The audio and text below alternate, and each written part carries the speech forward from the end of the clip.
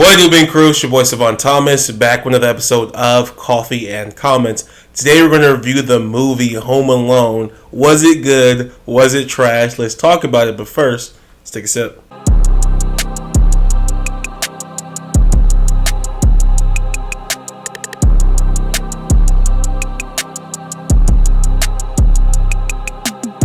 Welcome back, Bean Crew. Again, on this episode of Coffee and Comments, we're going to review the movie Home Alone. This is a classic, right? It's Christmas time. Everybody puts this on. It's one of those ones that people absolutely adore. Me as well. And I've seen this movie in bits and pieces, but I've never seen it entirely through, right? Like, everybody knows what Home Alone's about. Everybody's seen, I'm sure, I mean, it's been around for, 30-something years now, right? And it's played pretty often on TV. So I've always seen it, like, on TV, like clips here and there, people, you know, the hijinks that happen with the two robbers getting hit in the head and stuff like that, and then the Merry Christmas, you filthy animal, all that stuff I've seen over the years, but I've never truly sat down and watched this movie end to end, beginning to finish. So this is the first time I got to, like, see Home Alone and actually, like, I don't know, like, inspect it, right, review it, think about it, like, to kind of dwell on it.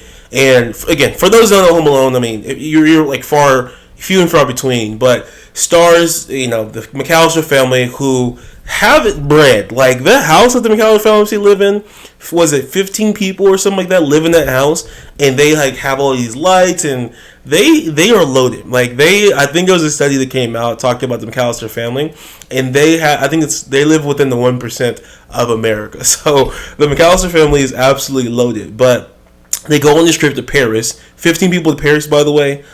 Crazy. But they go on this trip to Paris for Christmas, taking the entire family. They pay for everything.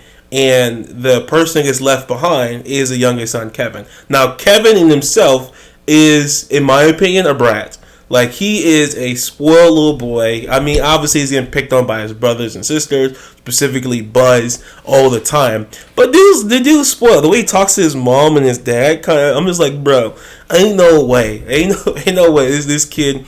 But again, he's a little kid. You get it. You kind of like you let him live. But in my household growing up, like, we all got a belt to the ass. Like, we really got spanked. So it's funny to watch this movie because, like, part of me is like, I understand. Part of me is like, this dude's a freaking brat. He kind of deserves it. But yeah, he gets left behind. Like, he gets left in his house, and these two robbers try to come rob the house, and he has to defend the house. And so that's the movie, right? And there's all these hijinks that happen. And again, it's a cheesy movie, so it's cheesy Christmas movie. A lot of this stuff is unbelievable. So when I'm watching it, it's funny to me. Like, part of me is like trying to tell myself, I'm like, this is a cheesy Christmas movie, and of course none of this stuff is real. But part of me is like, bro, these robbers should have killed this little kid. Like, there's no way they would have fell for this stuff. But again, it's a movie. It's a cheesy Christmas movie. Just go with it. That's kind of like what I'm telling myself. But in real life, if you're being for real, dude got murdered. Like, he got shot, right, with the quickness. They would have shot the kid. Like, the things that he does are very easy to see, right? They're easy to solve. But again, it's a Christmas movie. It's fun. It's just enjoyable. It's just a fun movie about this kid defending his house, right? And I love the fact that he's like, you know what? I'm not scared. I'm going to stand up for myself. And he survives, right? His parents are gone. He survives. And he even gets the robbers arrested too, which is pretty crazy. And so, fun movie, good movie. I think most people have seen this movie, so I'm not gonna like take a ton of time to like deep dive into all the actors. I mean, obviously you have Macaulay Culkin, you have who else do you have? Joe Pesci, Daniel Stern, you have Catherine O'Hara, John Hurt, all these different characters, that famous actors in this movie. And it's overall just a fun family movie, right? I gave this a 6.8 out of 10.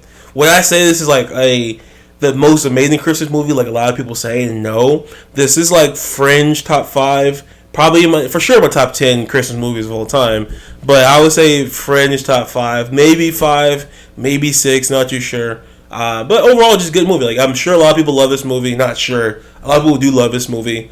Check it out if you haven't checked it out. I highly doubt you haven't, but it's Christmas time, so go rewatch it again, because that's what everybody does during Christmas. We rewatch the same movies every single year and enjoy them. That's my thoughts. That's my review of the movie Home Alone. Thanks for tuning in to another episode of Coffee and Comments.